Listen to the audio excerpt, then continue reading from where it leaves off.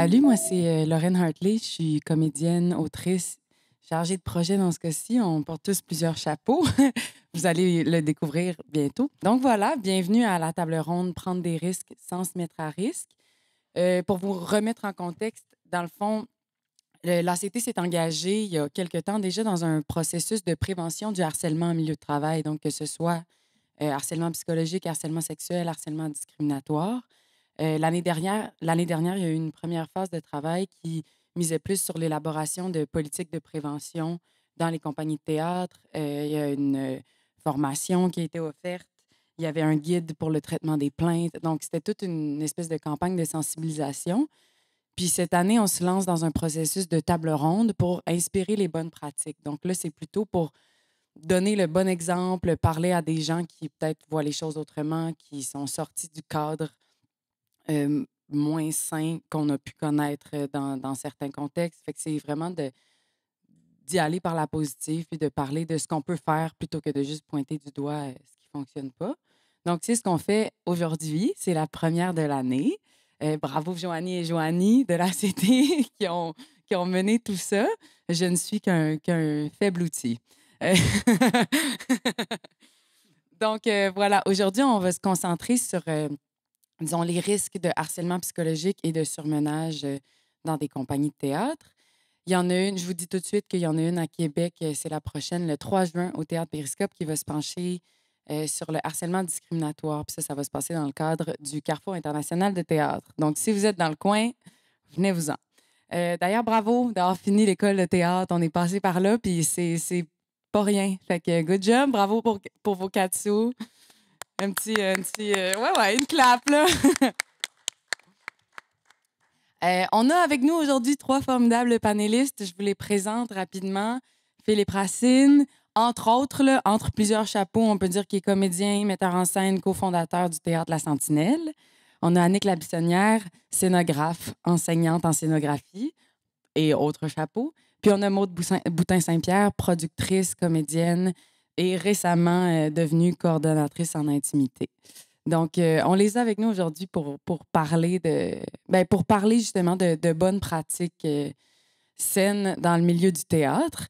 Vite, ce qui nous a intéressé de prime abord dans leur profil, encore une fois, ce n'est qu'une drop dans l'océan, mais Philippe fait partie justement à cofonder La Sentinelle, qui a eu un essor assez fulgurant en peu de temps. Donc, je pense que ton point de vue va être vraiment pertinent aujourd'hui. Annick, de par ton expérience et ta collaboration avec tellement de milieux différents, de gens différents, on pense aussi que tu as comme quelque chose d'un peu d'inégalé dans ce domaine. Puis, ben Maude, ce que j'admire beaucoup de toi, c'est que dès que tu es sortie de l'école, à travers des spectacles qui demeuraient dans l'intime, mais tu avais un rapport tellement politisé puis militant immédiatement. Tu as comme utilisé la tribune que tu avais pour faire des grandes choses avec peu de moyens, parce que quand on sort, on n'a pas tant de moyens. Donc, je suis vraiment ravie que tu sois là et que vous soyez tous là aujourd'hui. Voilà. Fait qu'on se lance. Moi, je vous lance des pistes de réflexion. Vous avez le droit de rebondir, vous avez le droit d'ignorer, de parler d'autres choses. Puis, puis si jamais ça s'essouffle, ben, je serai là pour vous reposer d'autres questions. Mais on parle là-dessus. Je vais juste mentionner qu'on est un peu loin des micros, mais que pour qu'on vous entende, essayez de parler dans le micro. Sachez aussi qu'il y aura une période de questions à la fin de la table ronde. Puis ça, ce ne sera pas capté. C'est juste, comme que vous sachiez que c'est un safe space puis que vous pouvez dire ce que vous voulez, dans le respect. Fait que voilà. Fait que, ben, tout d'abord, on est quand même devant des gens devant des finissants, finissantes. Est-ce que vous êtes pas mal tous finissants, finissantes ou il y en a des dernières années qui se sont joints à... Non, vous êtes tous... OK, mais quand même, la relève. Bon, fait que vous êtes devant des artistes qui commencent ou qui vont commencer. Donc, c'est ça, je pense que quand on commence, on est en début de carrière comme ça, il y a le sentiment d'avoir peu de moyens, d'avoir peu de prise peut-être sur le milieu. On se sent remplaçable. Il y a comme une certaine précarité qui fait que, bon, on peut ne pas savoir où sont les limites, puis quelles limites on a le droit de poser, puis tout ça. Donc c'est le fun des fois de dépasser ses propres limites en art, mais on n'aime pas quand les gens dépassent les nôtres à notre place. Ça, c'est moins cool. Fait que, tu sais, en partant, de même en parlant à des gens qui s'apprêtent à mettre le pied là-dedans, qu'est-ce que vous pensez comme, tu sais, l'affaire qu'il faut garder en tête pour bien se lancer avec intégrité? Tu sais, qu'est-ce qu'il faut pas perdre? Qu'est-ce qu'il faut pas oublier de nous en se lançant dans tout ça? OK. Oui, On y vas-y! va. Casse la glace. Vas-y. D'accord. OK. Allô? Ouais, l'intégrité. Je pense que c'est de se souvenir pourquoi on le fait. Mm. Pourquoi on fait ce métier-là? Pourquoi on aime ça? Ouais. Pourquoi on aime ça? Parce que cette intégrité-là, je pense qu'elle part un feu qui est nourri par ses convictions, ses envies, le travail qu'on a déjà abattu, puis les bons et les mauvais coups qu'on a faits, n'est-ce pas? Fait que pour moi, cette intégrité-là vient d'une réflexion sur le parcours qu'on a Mhm. fait à date. Ouais. Puis ça va donner comme une espèce de base pour la suite. Cette base-là, soit qu'on la démolit parce qu'on se rend compte qu'elle est peut-être fissurée, ou encore on sent qu'on a une bonne base et on continue là-dessus. Moi, pour moi, l'intégrité, c'est ça.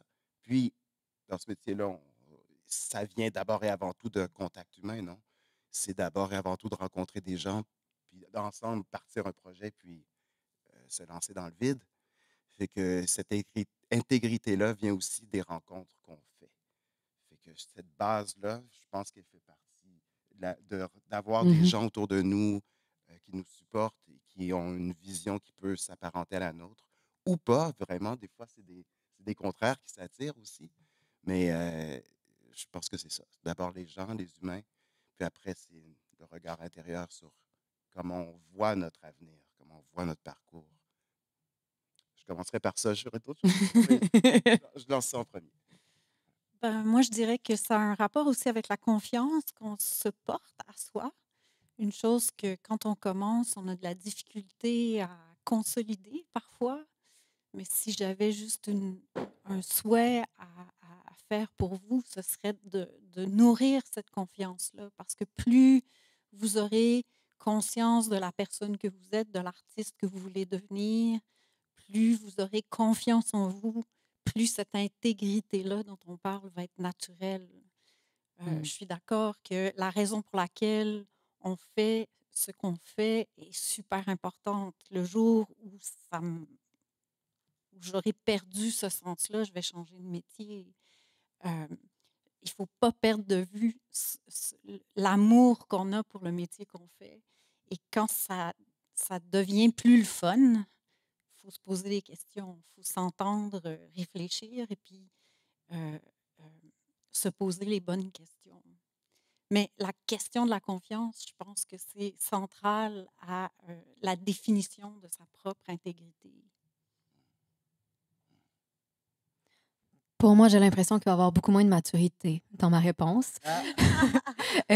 J'ai pas l'impression d'être très loin de la place où vous êtes assise en ce moment. Ça fait seulement 5 ans que j'ai gradué de l'école. Puis je me sens en plein dans ces questionnements, cette recherche d'intégrité dans ma carrière. Je dirais que pour moi, la première étape, ça a été de remettre en question c'était quoi ma définition de la réussite, entre guillemets. Parce que j'avais l'impression qu'en sortant de l'école, on m'avait transmis un mode d'emploi sur c'était quoi réussir comme comédienne. De jouer, d'avoir un agent, de jouer des rôles de jeune première au théâtre. Puis je réalisais, en fait, pour avoir aussi été très choyée dans mon parcours puis avoir pu pratiquer ça, que c'était pas du tout là que je m'épanouissais. Fait que pour moi, ça a commencé par un processus de deuil, de faire, OK, ce que je pensais très fort depuis que je suis tout petite, que je voulais, là, que ça, c'était mon rêve de comédienne, finalement, c'est pas ça, puis ça va prendre d'autres formes, puis c'est vraiment correct aussi. Tu as eu confiance en toi. Ben, avec des hauts et des bas, là. En ce que tu étais. Ouais. Oui, puis je pense que tu l'as nommé aussi, les deux, vous y avez fait référence, là, il y a l'introspection puis la capacité à se remettre en question, c'est tellement précieux dans ce métier-là pour justement rester connecté à ce qu'on aime.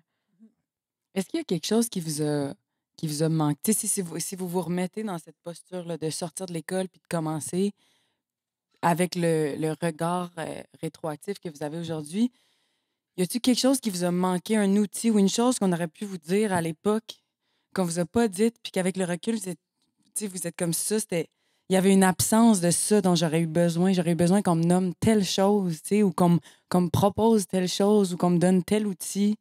Est-ce que vous pourriez, donner des pistes par rapport à ce niveau-là? Moi, j'ai pas fait d'école de théâtre, je m'en confesse. Je viens de l'architecture, donc c'était vertigineux, moi, quand j'ai commencé à travailler au théâtre, parce que je connaissais personne. J'avais pas de gang qui me suivait, comme je vois qu'il y en a beaucoup qui se suivent à la sortie de les écoles de théâtre. Ce que j'aurais aimé qu'on me dise, c'est que je pouvais tout faire. Moi, je pense que j'aurais aimé ça me faire dire ça. Me faire dire, tu peux tout faire. C'est à toi de choisir ce que tu as envie de faire. Puis, c'est ce que je dis à mes étudiants la plupart du temps, c'est que si vous mettez toute votre énergie et votre talent au service de ce qui fait en sorte que vous vous épanouissez, vous allez réussir, entre guillemets. Mm. Vous allez arriver quelque part, vous allez continuer à vous questionner puis à avancer. Moi, j'aurais vraiment aimé qu'on s'adresse à moi de cette façon-là. Les études en architecture sont différentes des études en théâtre, évidemment. C'est très, très, très compétitif. Euh, J'apprécie beaucoup, moi, au théâtre, la collégialité, le fait qu'on travaille en équipe, en groupe, qu'on partage. Euh, je suis contente de m'être donné la permission de naviguer dans ces territoires-là et d'être un peu moins dans la compétition. Mais c'est ça, moi, je ne peux pas répondre directement à la question parce que je n'ai pas fait d'école de théâtre, malheureusement. J'enseigne dans une école de théâtre, mais je ne l'ai pas fait. Je pense que c'est un peu comme l'affaire, ça, à répétition. Ah ouais, c'est ça. Est-ce qu'il y a des gens qui sont en scénographie ou en mise en scène dans la salle ou c'est surtout des gens en interprétation? J'ai l'impression que Un peu. OK. mise en scène. Je pense que ma réponse est vraiment teintée de la formation en direction d'intimité que je viens de terminer. Mais pour moi, j'ai l'impression qu'on m'avait jamais appris à dire non à l'école. Puis j'aurais aimé ça. Parce que ça a été un grand apprentissage en sortant. D'apprendre à dire non puis à nommer mes limites. Ouais. Très bon point. Très bon point. Très bon point. Moi, d'abord, j'aurais aimé avoir ce genre d'événement à ma disposition tu sais, et de pouvoir parler à des gens d'expérience aussi, plutôt qu'avoir des amis qui viennent de sortir puis qu'eux aussi galèrent. Puis toi, comment ça se passe de ton bord? Ah, c'est pas évident. Puis tout. Mais avoir des personnes un peu plus, avec un peu plus d'expérience qui me disent, ben voilà, je suis passé par des hauts et des bas, puis lâche pas. Tu sais? Ça, déjà, ça m'aurait aidé. J'aurais aimé ça, avoir des lumières un peu plus bienveillantes à ce niveau-là. Vraiment, là, je rebondis sur le dire non. Ça aussi. Mais je pense que c'est avec le temps aussi qu'on finit par faire ah, OK, je je perdrai pas ma place dans le milieu si je dis non à un projet. T'sais, oui, il faut apprendre et prendre le plus d'expérience possible, bien sûr, mais des fois, il y a, peut-être une petite voix intérieure qui nous dit es-tu vraiment sûr de vouloir être avec ce groupe-là? Sens-tu que tu peux vraiment défendre ce projet-là, bec et ongle, ou c'est juste pour l'argent? Ou why not? Si c'est juste pour l'argent, je dis pas que c'est pas bien. C'est pas ça que je dis. Mais je dis quand même que il faut. Ça revient à l'intégrité.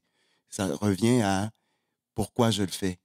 Si j'ai pas de raison profonde de faire un projet, ben, il faut s'attendre peut-être à être un peu malheureux dans le projet, non? Alors, je pense que j'aurais aimé ça, qu'on me dise ça. Que tu as le droit de dire non. Tu peux dire non, puis la personne qui va recevoir ce non-là va pas t'en vouloir pour le restant de ses jours, puis tu es sur la blacklist, si vous me permettez l'expression.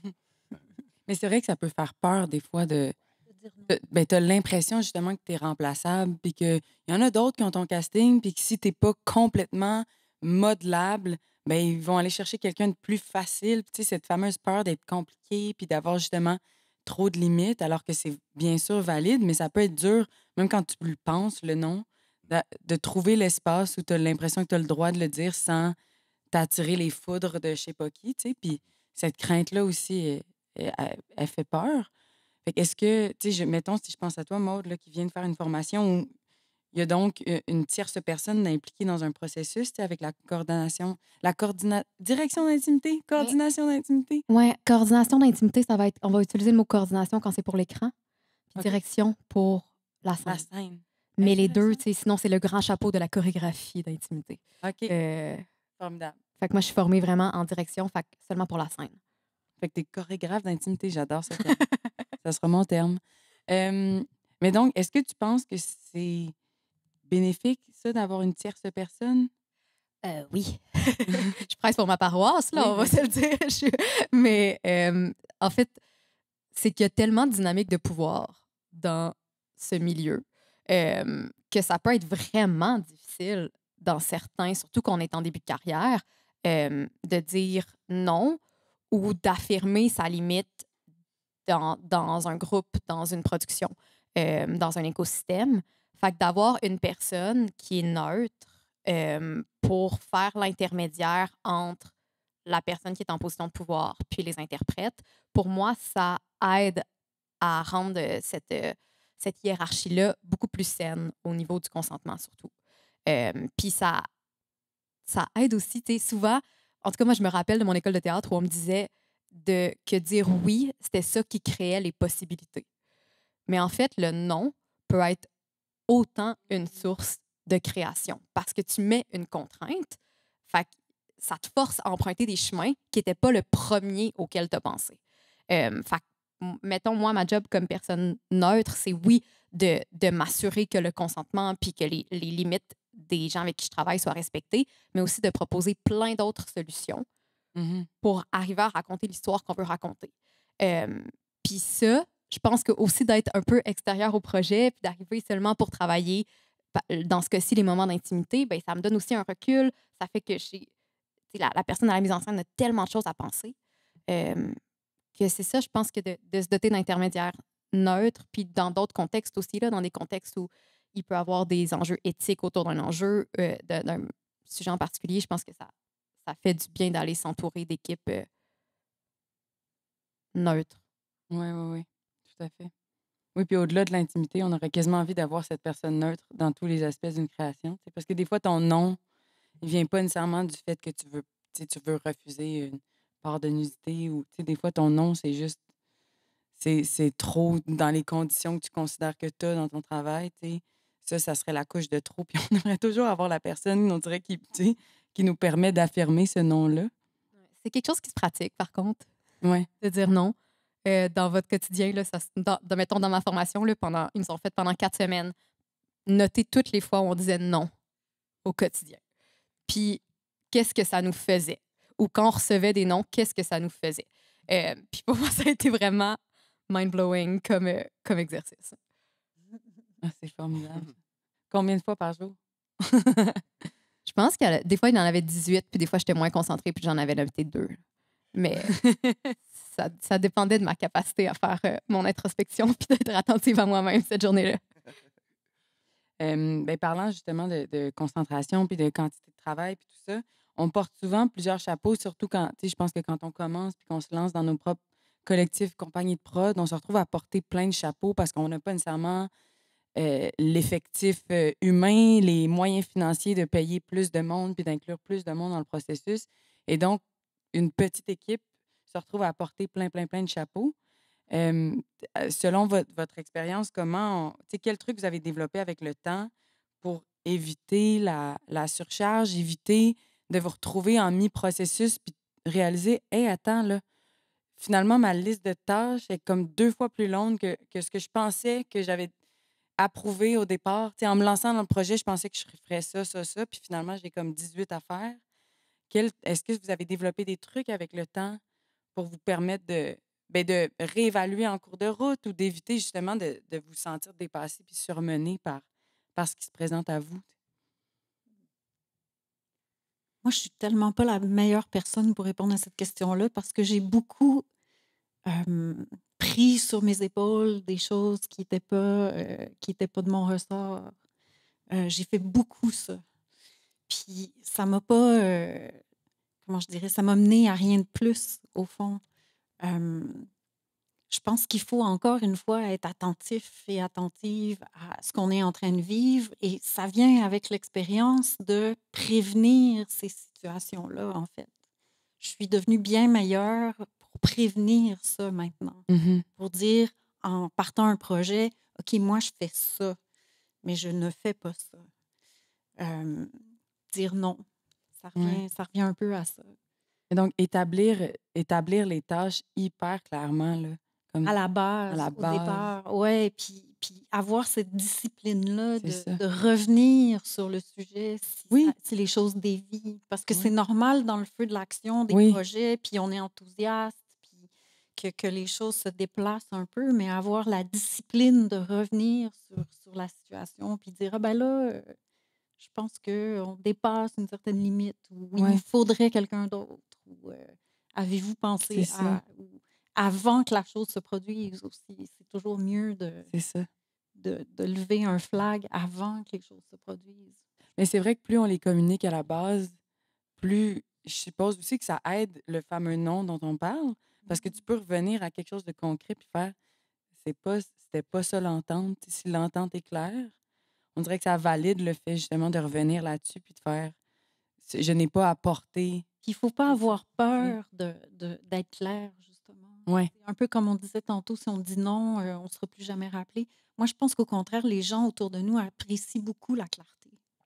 Mhm. Je pense que quand on est direct et respectueux, évidemment, mais qu'on est clair dans nos propos, tout le monde autour est rassuré. Tout le monde voit la même chose. Euh, il y a juste des avantages à ça, je pense. Ouais. J'allais répondre presque en contradiction avec ce que tu allais dire, mais je suis totalement d'accord. Hein. Mais moi, j'allais répondre, il faut s'y attendre. Ouais. Il faut s'attendre à travailler 2 fois plus d'heures qu'on pensait. Oui, ça, oui. C'est comme tu as dit le mot prévenir, puis là, je vais dire, ah, OK, finalement, on se rejoint. Mais ouais, il faut s'attendre. Ben, on fait de l'art, hein? Ouais, C'est jamais fini. non, Puis on est passionné par ce qu'on fait. Donc ouais, oui, oui, la charge de travail est toujours plus importante que celle qu'on imagine. Mais ouais. moi, ce que j'essayais de nommer, c'est quand peut-être que ça tient plus au métier que je fais que celui de metteur en scène Mhm. ou d'acteur. Mais quand tout d'un coup, tu deviens le couteau suisse, là, tu sais, le Mhm. scénographe va faire les accessoires, va construire le décor, va faire partie des costumes, etc. Donc, Ouais, dans un cas comme ça, il faut prévenir. je comprends. Je comprends. Moi, j'allais répondre s'y attendre parce que c'est rarement arrivé, en fait, c'est jamais arrivé. C'est jamais arrivé que je me suis dit, OK, je vais mettre 150 heures sur ce projet-là, puis ça devrait être correct. Jamais. J'en ai mis 300, puis Ah ouais. je m'en suis pas rendu compte ou je m'en suis rendu compte plus tard. Puis c'est après que ça fait, ah, j'aurais dû dire non. Mais comment arriver à pouvoir dire non, tu sais, sans avoir des alliés qui font, hey, peut-être que tu en as trop, là, parce que tu en Mhm. échappes. Mm. Tu sais. Ouais. Puis quand on se rend compte qu'on échappe des choses ou qu'on n'atteint pas notre objectif, ouais, c'est un signe. Il faut être vigilant par rapport à ça. Si vous cherchez des signes de surmenage ou prévenir ce surmenage-là, là, Mhm. ça, c'en est. Si vous vous rendez compte que, ah oui, ça, je suis capable de le faire, puis vous êtes rendu au deadline, puis c'est pas fait, ou c'est fait aux trois quarts, et OK, il faut que je revoie ma façon de redistribuer les tâches. Puis ça, quand on est en équipe, avoir une compagnie de théâtre, avoir une, pardon, avoir une compagnie de théâtre, 15 ans, j'avais une compagnie, et nous, après la 15e année, on s'est essoufflés. Là. On s'est essoufflés, on était les meilleurs amis du monde, on est restés les meilleurs amis du monde, mais on s'est essoufflés parce qu'on s'est rendu compte qu'on faisait 75 de paperasse pour 25 de plaisir à jammer dans un carré de sable avec notre imaginaire. Tu sais. Alors, et ça, donc, cette redistribution de tâches, là encore, il faut être complètement transparent. Je répète ce que vous avez dit, là, mais je renforce le propos. être franc avec soi-même et avec les autres. Moi, je suis pas capable, je suis pas bon en maths. Je peux pas faire les budgets. Je suis pas réaliste dans la vie. J'ai de la misère à gérer mon propre budget personnel. Fait que je sais pas si avec la compagnie, je suis capable, guys. Comprenez? Juste être capable de dire ça, puis après ça, on s'arrangera. Trouver, comprendre les contraintes, les paramètres, les contraintes nous aident à mieux diriger l'artistique. Ça va ensemble. Si on se dit, hey, on n'a pas d'argent pour ça, c'est incroyable ce qu'on peut trouver comme méthode pour contourner le problème de l'argent. Et c'est la même chose dans d'autres sphères de l'administration d'une compagnie ou même dans un processus créatif. Donc, tu dis que tu étais dans une compagnie qui s'est essoufflée parce Ouais, que l'administration a comme pris le dessus, mais ouais, là, tu es à nouveau engagé dans une compagnie qui, hein? d'ailleurs, tu sais, en quelques années, a tellement pris d'expansion que je suppose que c'est encore beaucoup de gestion. Fait que quelle leçon tu as appliquée? Euh, comment tu vas essayer d'éviter de t'essouffler avec la sentinelle? Hey, j'aurais dû dire non, hein. Ouais, 8 shows en 2 ans. Wow. Ouais, 8 shows en 2 ans. Puis dans ces spectacles-là, certains non subventionnés, d'autres subventionnés. Puis à chaque fois, c'était des défis différents. On a beaucoup appris, on continue à apprendre. Puis malgré toute l'expérience que j'ai, on est quand même tombé dans certains pièges qui étaient prévisibles, qui étaient évitables. Puis Puis est-ce que tu es game de les nommer? Juste parce que, tu ouais, sais, bien on sûr. parle d'inspirer les bonnes pratiques ou Ouais, slash éviter les pièges. Fait que, ouais. mettons, ça tente-tu d'élaborer sur les D'accord, pièges? bien sûr. Je vais un peu vite pour je veux pas trop m'accaparer du temps non plus, là. On a juste une après-midi, mais ouais, donc les pièges, justement, redistribution des tâches, distribution et redistribution des tâches. Euh, Par exemple, euh, on n'a pas d'employés avec nous. Il faut tout faire nous-mêmes. On n'a pas encore la structure assez forte. Et ça, c'est un point que je dénonce beaucoup, là. On n'a pas la structure assez forte comme jeune compagnie pour engager du monde. Parce qu'on veut pas. Le respect des humains, c'est la première chose. Alors, je n'ai pas envie de payer quelqu'un, de le sous-payer juste parce que c'est mon ami ou parce que la personne, on a des affinités. C'est pas assez. C'est notre métier, c'est notre profession, c'est le respect de ça. Il faut respecter ça. Puis je pense que le respect, après, il nous revient. Mhm. Alors ça, c'est une première chose. Nous, peut-être qu'on a manqué de respect envers nous-mêmes, envers le trio. Mhm. Mais c'est pas un manque de respect négatif. Vous voyez ce que je veux dire, hein? C'est pas C'est pas intentionnel. intentionnel. C'est vraiment avec le recul de faire, ouais, on faut qu'on fasse plus attention à nous-mêmes. Puis savoir, on le sait que l'autre personne rush alors peut-être qu'on en fait trop. Mhm. Puis là, de dire non, peut-être ce projet-là, il faut le laisser tomber. Mais maintenant, on s'en rend compte. Mais ça a quand même pris le quatrième projet avant de faire OK, là, on ne peut pas faire de demande de sub pour tous les projets qu'on a. On se calme. Il faut dire non à ça. Parce qu'on était un peu, comment dire, la saveur du mois, là. Puis on le reste encore pour un certain temps. Vous comprenez pourquoi. On est une compagnie qui défend quand même une représentativité sur scène, puis tout ça. Puis ça, bon, c'est à la mode et tant mieux que ça le reste. Mais il y a d'autres sujets aussi à aborder, là. Mais bon, vous comprenez ce que je veux dire. Donc, on est très en demande. Alors, c'est à la fois excitant et un peu désolant par moment. Parce qu'on sent qu'on est utilisé, qu'on se fait. Ouais. Alors, ça, c'est une autre chose. De se regarder dans le blanc des yeux comme co-dirigeant de compagnie, puis de faire est-ce que là, on profite de la situation ou c'est vraiment le cœur qui parle, puis ce projet-là, on veut absolument le développer? Parce que sinon, on pourrait en faire 8, 10, 15, 20 projets. Puis si ce n'était de l'argent, ben on les ferait tous ces projets-là. Mais il faut juste se poser la question, est-ce qu'on le fait pour les bonnes raisons? Mhm. Parce que on peut en trouver plein de textes, là, puis faire, ah ouais, moi je Ouais. monte ça. Non, il faut que ça parte de Ouais. là, entre autres. Ouais, c'est formidable. Je vais lancer la question à nos deux autres panélistes, mais tu as parlé d'amitié puis du fait que tu voulais pas justement, tu sais, demander à quelqu'un avec qui tu t'entends bien, puis sous prétexte que c'est comme un ami, faire Hey, veux-tu faire notre cordeau pour 6 Mm. piastres de l'heure, tu sais? Mhm. Mais tu sais, on finit tous par. Tu sais, Maud, tu as une compagnie avec des amis. Annick, ben forcément, je veux dire, peut-être que tu te promènes plus, mais après ça, tu répètes la collaboration avec plein de monde qui deviennent des amis. On finit tous par travailler avec des gens qu'on apprécie beaucoup.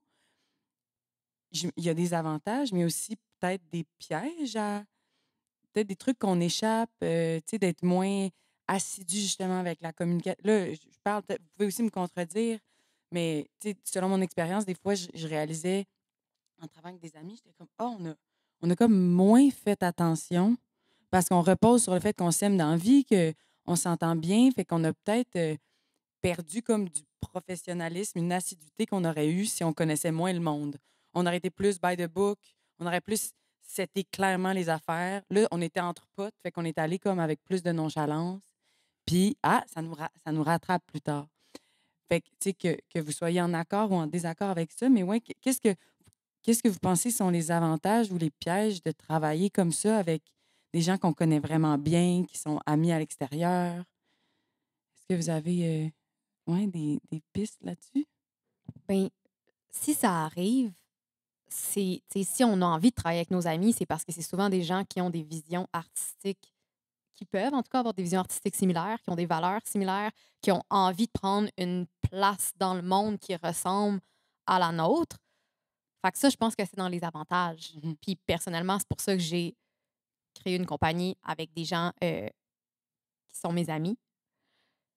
Mais juste pour vous donner un peu de contexte, j'ai créé une compagnie avec une personne qui étudiait en jeu dans ma cohorte, fait qui était vraiment très, très proche. Puis nous, on voulait qu'il y ait un grand apport visuel et scénographique dans les propositions scéniques qu'on faisait. Fait qu'on est allé chercher 2 scénographes qui n'étaient pas dans notre cohorte. Fait qu'à ce moment-là, qui n'étaient pas nos amis. Euh, Fait que je pense que ça a vraiment aidé le rapport de la compagnie, d'avoir ces gens-là qui étaient un peu plus extérieurs, puis moins dans intimité.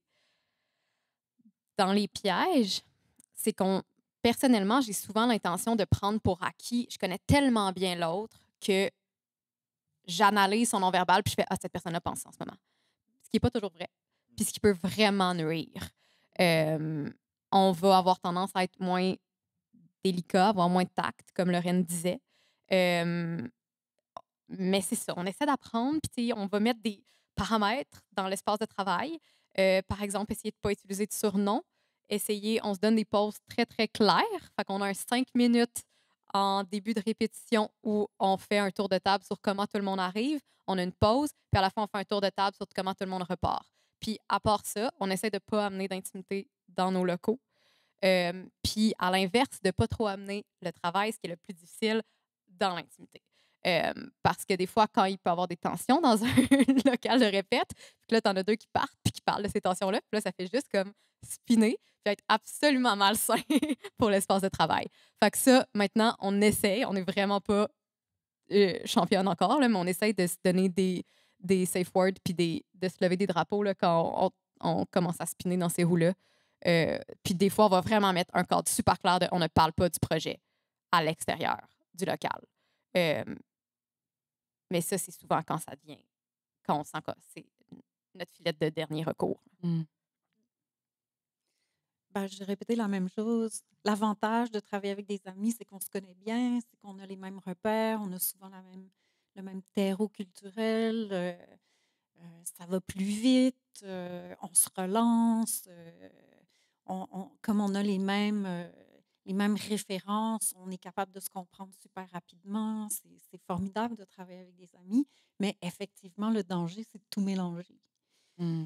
Et la discipline qu'il faut s'imposer, c'est celle de séparer les deux, de dire en ce moment, on est en train de travailler, c'est pas le moment de parler de ma vie amoureuse, mettons.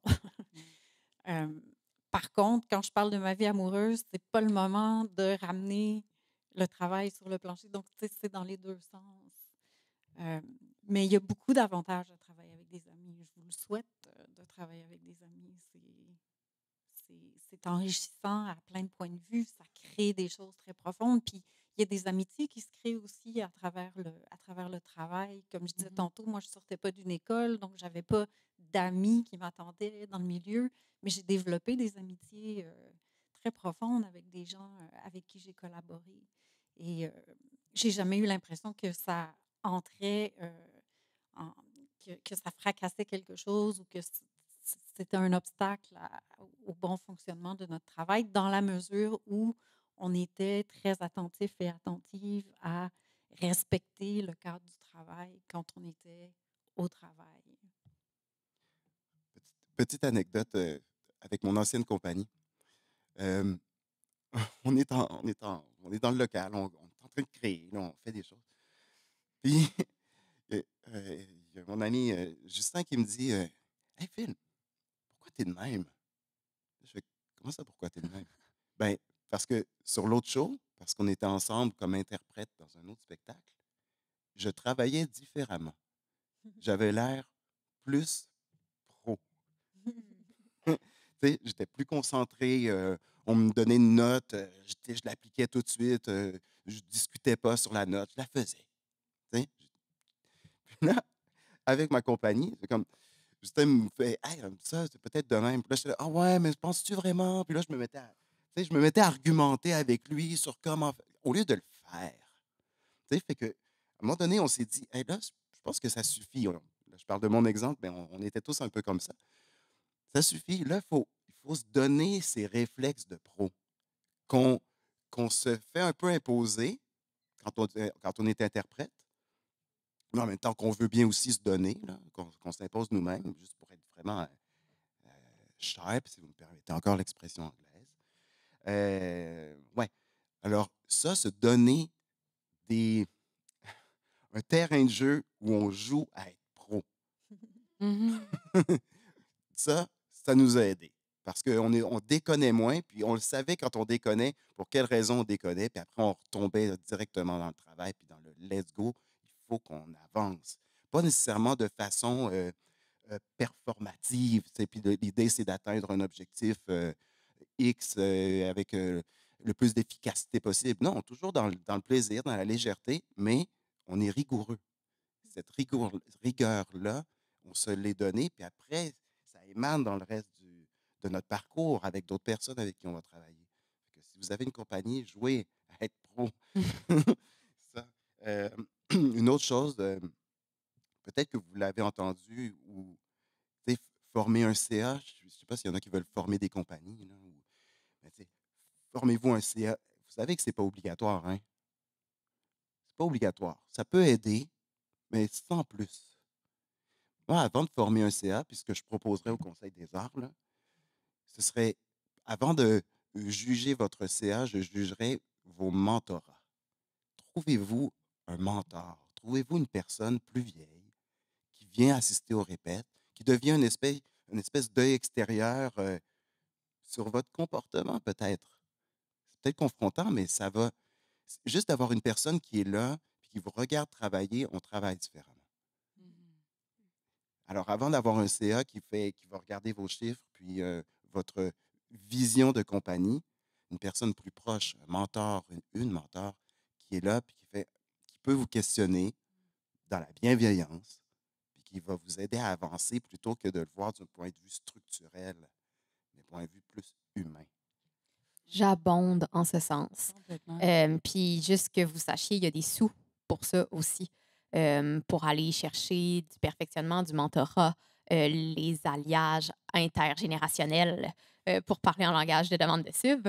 Mais c'est vraiment génial. Puis nous, avec la compagnie, on inclut dans nos budgets 1 à 3 mentorats par projet, pour aussi contribuer à la formation puis à l'essor des gens qu'on engage. Là, si quelqu'un a envie de faire la conception d'éclairage puis n'a pas eu la chance de beaucoup en faire dans sa carrière, d'aller chercher un mentorat pour cette personne-là, d'aller chercher un mentorat en administration, c'est vraiment, vraiment précieux.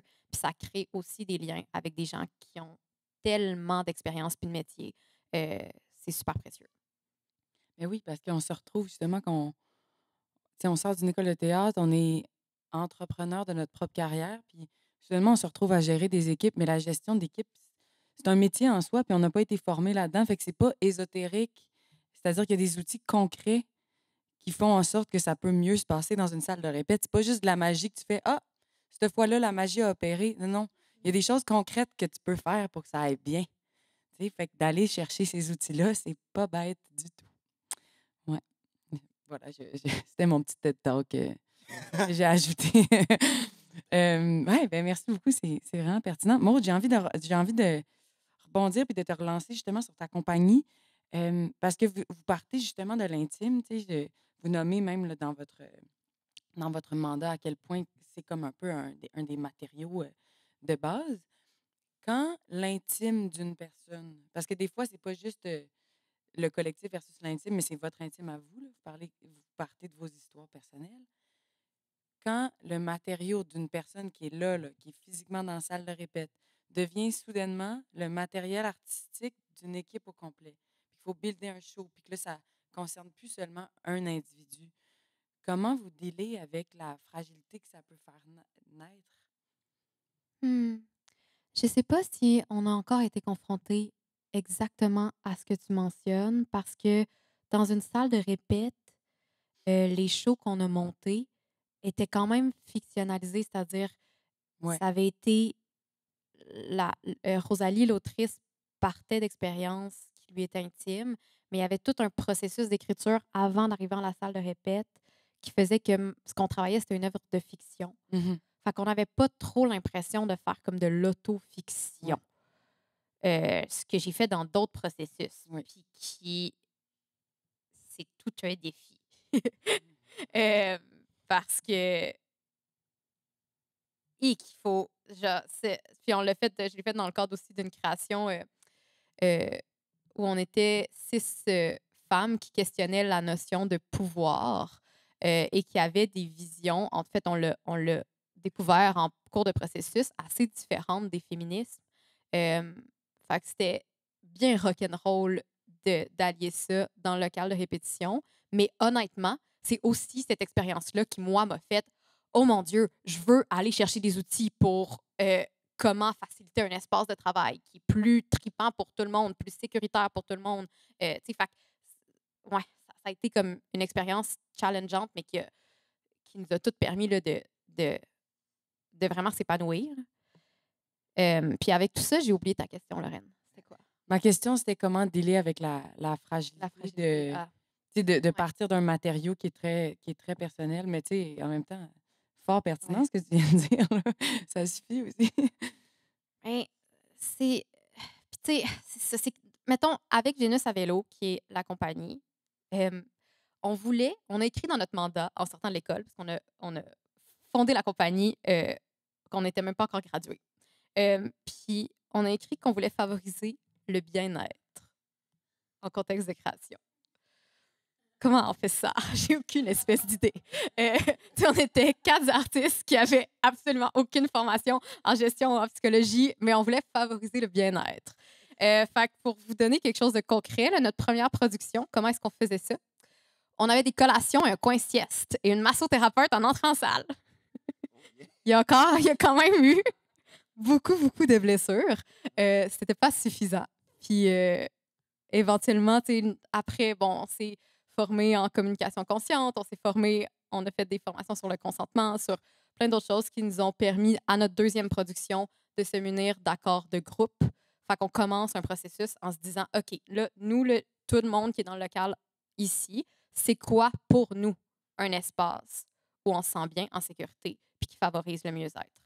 Fait que déjà là, quand on parlait de discussion puis de mettre sur la table là, qu'est-ce que tout le monde est prêt à faire, ça donne un espace pour parler de ça. Puis des fois, de nommer des affaires. C'est là qu'on se rend compte qu'il y a des confrontations, comme pour une personne, ça peut être super important la transparence. Puis pour l'autre, les limites personnelles, professionnelles sont super importantes. Puis des fois, ça clash.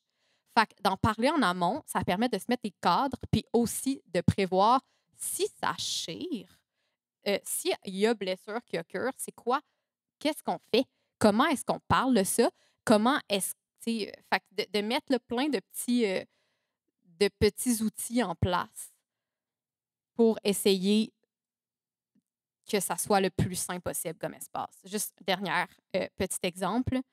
Euh, un outil qu'on essaie d'utiliser, c'est ce qu'on appelle le ouch, oops. Puis là, je vais l'expliquer pour avoir l'impression d'être un peu à la garderie, mais c'est vraiment génial.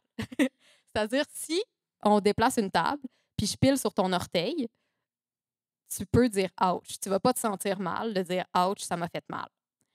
Mais si je dis quelque chose et ça te fait mal, c'est comme beaucoup plus difficile de dire ouch.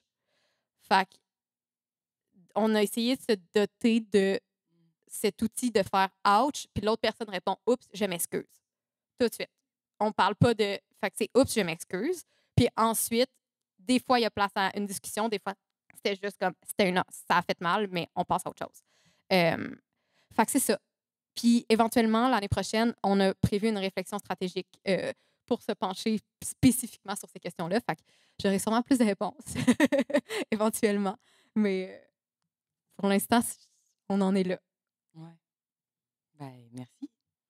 Philippe, je sais que aussi tu. Oui, ben, tu as l'air d'avoir noté des affaires, là. Vas-y. Ouais, désolé, Vas-y. j'écoute.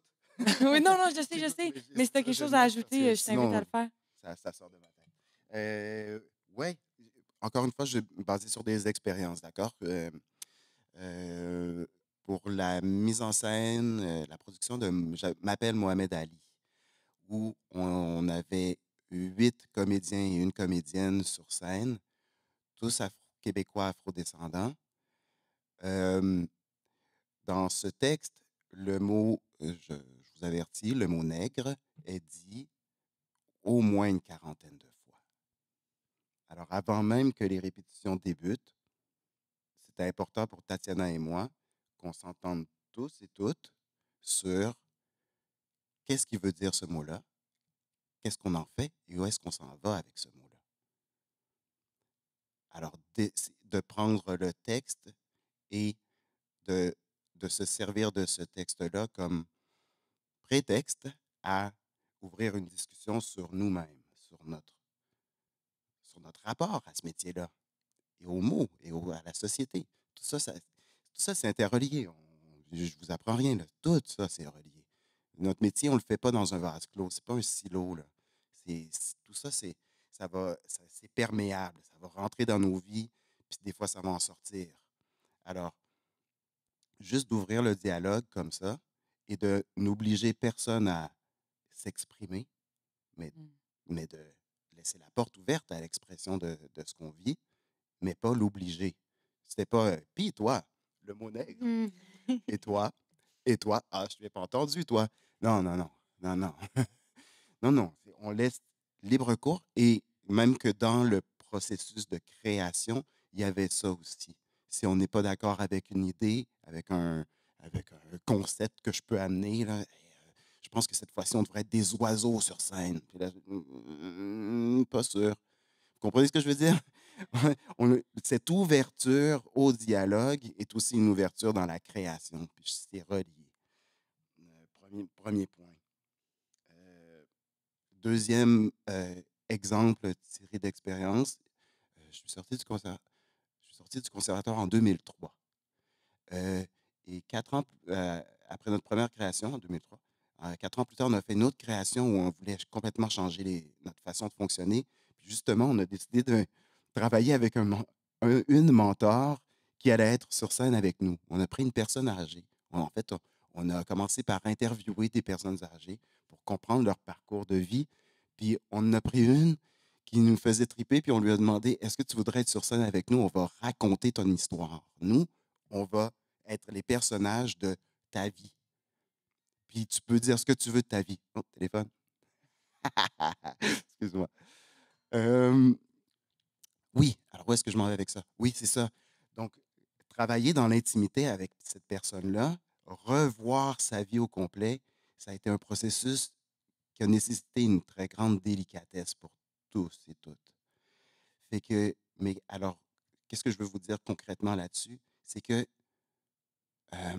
pensez à la suite.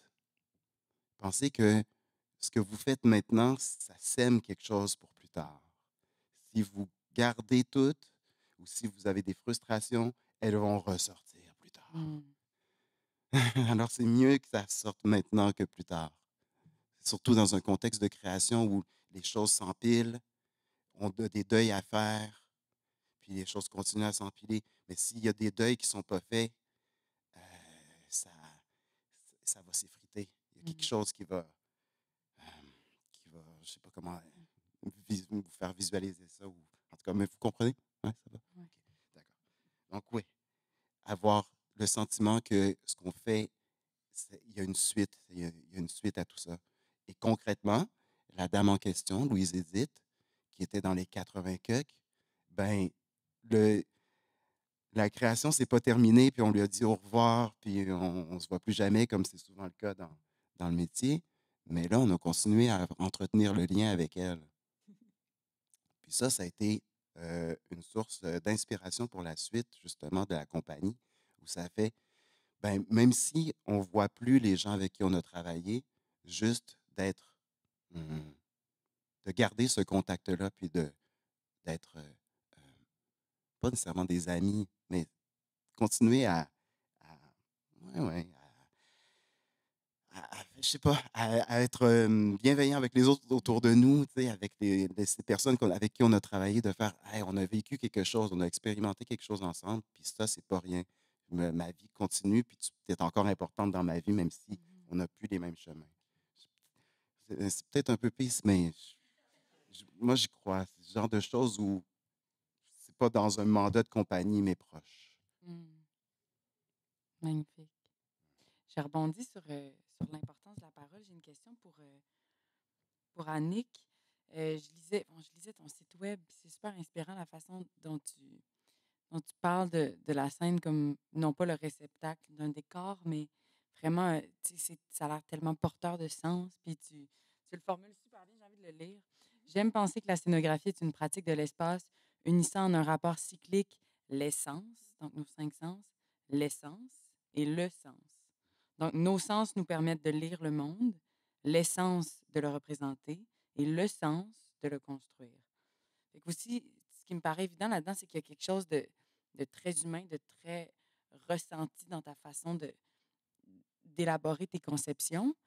Pourtant, puis c'est le cas aussi pour les autres corps de métier, mais peut-être plus encore pour un scénographe, tu sais, j'imagine que des fois, tu dois te sentir un peu à la remorque de la vision d'une autre personne. Ça se peut-tu? En fait, je me demandais, oui, où, s'il y a déjà eu des conflits à ce niveau-là, ou comment tu réussis à t'assurer, disons, que ta voix puis que ton imaginaire soit représenté sur scène en une collaboration et non pas seulement comme la construction de l'idée de quelqu'un. Mhm. C'est-tu clair comme Oui, c'est question? très clair. Euh, Peut-être parce que je viens de l'architecture, moi, je suis habituée à la commande. Mm. Je suis habituée à la contrainte. Et pourtant, il y a beaucoup de grands architectes qui signent leurs œuvres, même si leurs œuvres sont issues d'une commande. Mhm. Donc, quand j'ai abordé la scénographie, je l'ai abordée de cette façon-là, c'est-à-dire que ça venait avec des contraintes, avec un texte, avec une salle, mais avec un ou une metteur en scène qui avait une vision. Mais pour moi, tout ça, ça fait partie des outils avec lesquels il faut que je conjugue. Euh, Effectivement, moi, j'entre dans les univers à travers ma propre perception, que j'essaie d'avoir la plus aiguisée possible, la plus sensible possible. Vous utilisiez tantôt des mots comme fragilité, bienveillance. Moi, je trouve que c'est tous des beaux mots qui sont qui sont pas au centre de toute la performance qu'on exige de nous dans la société aujourd'hui, la Mhm. vitesse, la rapidité, la solidité. Et moi, j'aime fragilité, légèreté, éphémérité. J'aime tout le contraire. Donc, je cultive ça euh, euh, furieusement. Maintenant, comment je fais pour pas me sentir à la remorque de la vision de quelqu'un d'autre? Ben, le meilleur moyen, c'est d'entrer en dialogue. Et pour entrer en dialogue, il faut savoir écouter.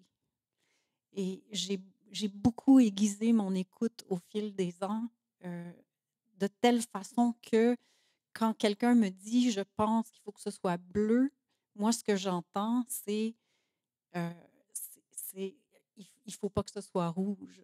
Ou, ou j'essaie de savoir pourquoi faut-il que ce soit bleu. Ça va m'intéresser plus que la réponse, en fait. La raison pour laquelle les goûts et les couleurs, souvent, c'est des choses qui sont difficilement défendables. On aime ou on n'aime pas. J'essaie d'aller toujours au-delà de ça, puis d'essayer de toucher la sensibilité de l'autre et puis de la comprendre, de l'épouser, de connaître l'autre comme je connais ma propre sensibilité.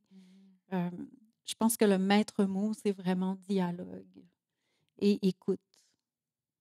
Euh, sinon, si j'étais juste un crayon, ce que je refuse d'être, en fait, et que j'ai toujours refusé d'être, le crayon de quelqu'un d'autre, on dirait peut-être la souris là, aujourd'hui.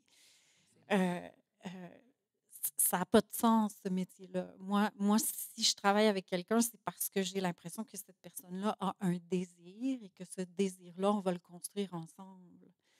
Et ça veut dire que je vais utiliser ma propre sensibilité et ce que moi, je sais faire de mieux pour pouvoir donner espace à une vision et à des interprètes, au corps des interprètes qui sont super importants dans ma réflexion tout au long du processus.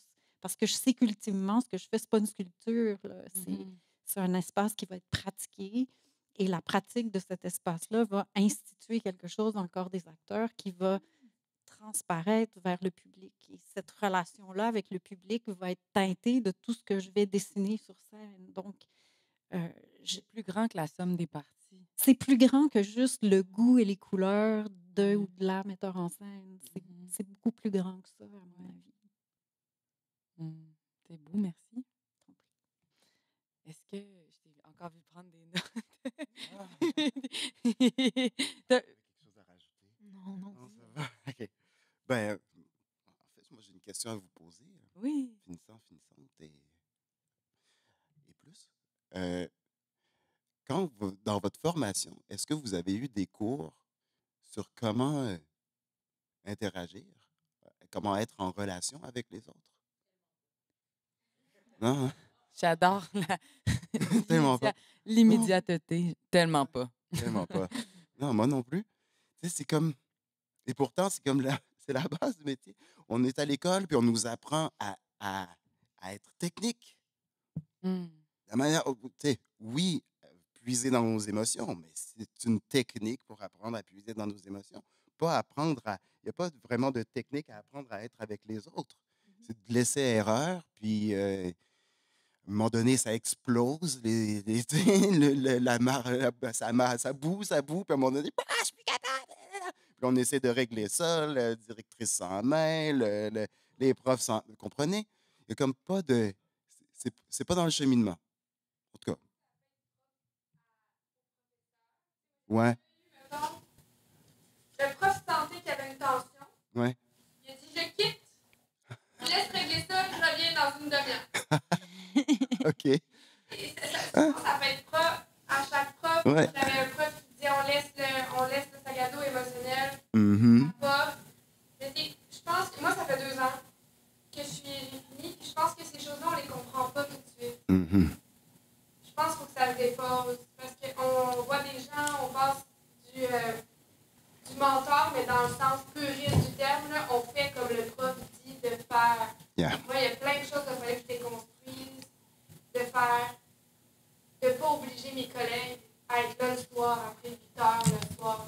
Il a fallu que j'apprenne à dire, ben, il n'a peut-être pas le goût d'être là. Mm-hmm. Mais on me l'avait tellement répété, tellement dit, que moi, je pensais que c'était un prérequis pour faire le métier. Il y a des choses qu'il faut désapprendre. Il y a des moments, des micro-moments de même, dépendant du prof qu'on a, qui va me donner des petites... Mais c'est vrai ce que tu dis. Moi, j'enseigne, puis des fois, je suis témoin de conversations parce que j'enseigne dans un atelier. Mes cours durent 6 heures. Donc, je passe toute la journée avec les étudiants et étudiantes. Et il y a des moments où il faut que je les laisse travailler. Là. Je ne peux pas être toujours comme un hélicoptère en arrière d'eux et d'elles. Donc, il y a des moments où je m'assois avec mon ordinateur, puis je réponds à mes courriels, mettons, mais au fond, je les écoute. Et des fois, je suis témoin de conversations comme ça où je fais juste lancer un mot ou juste dire qu'est-ce que tu en penses, toi? Ou qu'est-ce que tu veux dire par là? Ou j'essaie juste de guider, parce que c'est effectivement difficile à enseigner, surtout si c'est pas, tu sais, je suis pas psychologue, là, moi, C'est pas comme ça qu'ils ont appris le métier. Pardon? Des fois, c'est pas comme ça qu'ils ont appris le métier aussi. Parce que moi, certaines fois, j'avais l'impression que quand ils arrivaient avec un metteur en scène, c'était la méthode du metteur en scène, donc les diverses possibilités d'interagir entre les autres tenaient que du metteur en scène qui établissait les bases. Donc, si il y a une discussion au début de comment on se sent, mais c'est le metteur en scène qui a choisi ça. Mais s'il n'y en a pas, c'est parce que c'est le metteur en scène qui fait de manière, on laisse vraiment le bagage individuel de la journée à la porte. J'ai l'impression que ça vient un peu, pas nécessairement avec nous, mais que dans la relève, on se questionne beaucoup sur comment rentrer dans une salle de répétition. En tout cas, ben, avec Maud qui réfléchit à ça, puis j'en entends de plus en plus parler, puis on se plante aussi, là, des fois on prend trop de temps pour dire la météo du jour. Aussi. Ça prend des fois 1 heure de dire comment tout le monde se sent, puis tu dis ok, mais si je me rendrais pas au bout de mes affaires, mais ça bouge. C'est le fun de vous entendre sur qu'est-ce qui se place avec l'expérience, qu'est-ce qui est cherché vraiment avec moins d'expérience et c'est erreurs. Ouais. Ben, où je m'en allais avec cette question-là que je vous posais, c'était, ben, souvenez-vous de ces moments-là. Il y a des fois, il y a des bons coups, là. C'est pas juste aussi des drames à l'école, là. On a des bons coups aussi. Mais souvenez-vous-en parce ça va revenir. Ça va revenir. Puis le fait d'y avoir pensé, d'avoir fait cette introspection-là sur votre parcours, ben, vous serez peut-être un peu plus préparé. Je n'ai pas de réponse nécessairement à vous donner, là. Mais juste vous souvenir, être acteur, actrice, c'est une mémoire du corps aussi. Puis des fois, ça s'imprime dans le corps, là, ce qu'on a vécu. Puis si vous le sentez en quelque part, c'est que c'est encore un petit signal qui fait OK, il se passe quelque chose. Il se passe quelque chose. Puis parlez-en avec d'autres. Puis voilà. Donc, je n'ai pas de réponse à vous donner. Je voulais juste vous dire, souvenez-vous de ces hauts et ces bas de l'école parce qu'ils vont revenir dans le métier. Puis ces défis-là, ils vont avoir à être resurmontés encore. Ouais. Merci. Maud, j'ai envie de t'entendre. On est comment par rapport au temps? On est-tu correct? J'ai envie de t'entendre, Maud, sur. Tu as parlé tantôt du projet où tu avais constaté vos féminismes divergents. C'est un projet que vous aviez mené, si je ne m'abuse. Là. Vous étiez un peu toutes co-metteuses en scène, c'est ça? Puis vous commenciez, fait que justement, tu sais, c'est une gang de la relève qui a pas encore toute l'expérience et qui déjà se lance dans un processus horizontal qui, je pense, en plus prend de l'expansion en ce moment. Fait que c'est intéressant de t'entendre là-dessus parce que oui, il y a toute cette place à offrir à la parole de chacun qui, je pense, et c'est super important de faire attention à la parole de chacun. Mais je pense aussi que c'est ça qu'il peut y avoir vraiment un lot de défis à, tu sais, avoir 6 metteurs en scène dans une équipe parce qu'après ça, forcément, comment tu deals avec comme un désaccord qui est très oui ou non, on fait ça. Tu sais, que c'est pas nébuleux, mais que c'est vraiment genre on fait ça ou on fait pas ça. Puis là, si c'est pas les 6 qui répondent la même chose, comment on choisit? Comment on deal avec ça? Ben, j'ai fait plusieurs processus en collectivité. Ça, c'en était un qui, pour vous mettre en contexte, on était à l'école là, quand ça a commencé, cette recherche-là. Moi, j'étais en 2e année, puis la personne qui était initiatrice du projet venait tout juste d'entrer en 1re année. Puis la personne est allée chercher 6 femmes en disant « Je sens que vous êtes des reines, mais que vous ne la laissez pas émerger. » Fait que c'était ça la prémisse, de chercher sa reine. Puis finalement, ben, ça a été vraiment une réflexion de fond sur le pouvoir comme femme. Puis ça a bougé beaucoup, beaucoup ce projet-là. C'était très difficile parce que parfois, on n'avait pas envie d'aller dans la même direction. Puis ça, pour avoir vécu d'autres processus en collectivité où on avait une vision similaire de où on voulait aller, c'était vraiment plus facile de négocier comment on s'y rendait quand on n'était pas d'accord sur le comment. Tandis quand on était 6, c'est qu'on voulait pas tout aller là. On voulait comme tout aller dans des directions différentes. Puis à un moment donné, je pense que là où ça a commencé à être plus facile, c'est quand on a fait le deuil de ces destinations. Puis qu'on s'est juste dit, on va bouger. On va aller dans des endroits, mais on n'essaiera pas d'arriver à quelque part. Puis c'est ça, je pense que ça a été en tout cas, ça a été tellement formateur pour chaque personne qui est impliquée dans ce projet-là que je regrette absolument pas d'être passée par ces défis. Ouais. On dirait que ces premières années en sortant de l'école, c'est aussi pour ça. C'est pour faire des affaires que tu veux plus nécessairement refaire après, mais tu les as faites, puis ça a été absolument fondamental dans l'artiste que tu vas être. Fait que d'avoir de l'empathie pour soi-même aussi, puis pour les autres dans ces apprentissages-là, on dirait que... Oui, parce que l'expérience, c'est fait d'embûches, en fait. Oui. Donc, il faut accepter que, tu sais, quand on dit l'expérience rentre, c'est parce que des fois, ça passe de travers, puis des fois, c'est très, très formateur. Des fois, on apprend par la négative aussi. Donc, on fait quelque chose qu'on ne veut plus jamais refaire. Mais je comprends le vertige quand on sort de l'école et qu'on n'a pas beaucoup d'expérience de se dire, mon Dieu, je vais me casser la figure ou ça ne va pas marcher ou je vais aller nulle part. Mais je trouve ça intéressant ce que tu dis. On a commencé à avancer quand on a fait le deuil de la destination. Je trouve qu'en art, on oublie souvent ça, que on ne sait pas où on s'en va, en fait. Et puis, si on le savait, ce serait plus de l'art, ce serait de la science, peut-être. Puis j'ai beaucoup d'empathie pour les étudiants qui terminent et puis qui ont ce vertige-là, justement, de la non-expérience. Mais ce que tu racontes, c'est tout à fait exemplaire dans le sens où, à chaque expérience, tu sembles t'être demandé qu'est-ce que j'en retire et qu'est-ce que je ne veux plus faire et qu'est-ce que je veux faire. Je pense que ça, c'est la bonne attitude à avoir. J'avais une collègue, en fait, c'est quelqu'un qui m'a passé ce truc-là, là, puis la manière dont tu le formules, ça m'y fait penser. C'est quand tu vis une expérience que tu trouves difficile professionnellement, tu garnis ta liste de plus jamais, concrètement, comme un cahier de plus jamais ça. Puis ça aide tellement, même des fois comme interprète, je peux vivre quelque chose sur une production puis faire « Hi, ça, j'ai vraiment pas aimé ça, je trouve ça très dérangeant que ça soit passé comme ça. » Bien, moi, je le note sur ma liste et je le refais pas comme productrice. Fait que, ouais, de comme canaliser ces expériences-là difficiles dans quelque chose de super concret, ça aide. Tout à fait.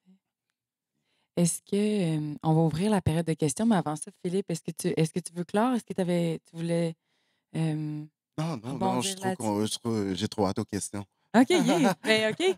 Est-ce qu'il y avait quelque chose que vous vouliez ajouter, les filles? À part merci d'être là.